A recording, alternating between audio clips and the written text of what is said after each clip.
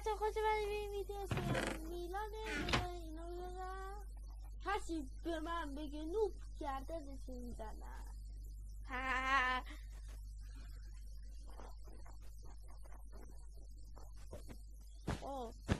تو بازی هم واقعی نمیزنم، تو بازی میزنم.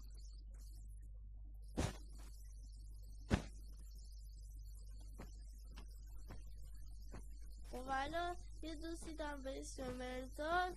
خب الان باید اول چون گلگیری چیز رو تمرین کنم.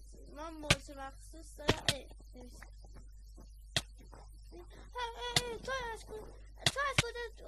تو از کجا اومدی؟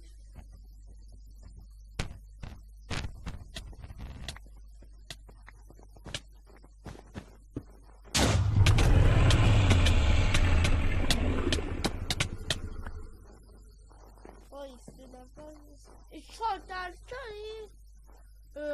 همیشه فکر میکنم 3 درسه. آخه چه تا فقط بازی کنید؟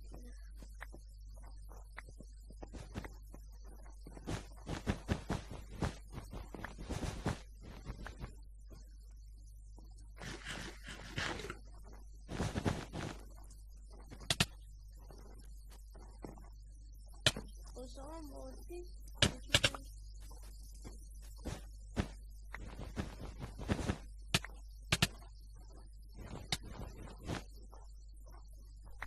من نباید ترسو باشم، من باید شجاع باشم.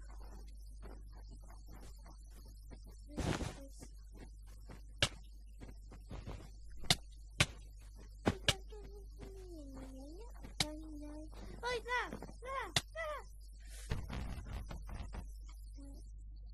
بریم 1 در 1 بازی کنیم. دوستان بریم 1 در 1 بازی کنیم.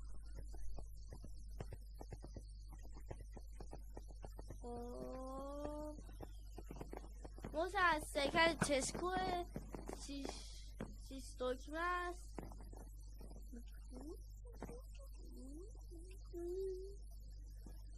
خب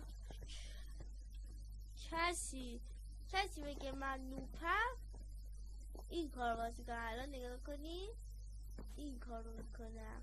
فردید کسی بگه نوپم این کار رو باز میکنم. تو بدوار را. خب خداحافظ. امیدوارم ویدیو خوشی داشته باشید. واسه درگیر جدید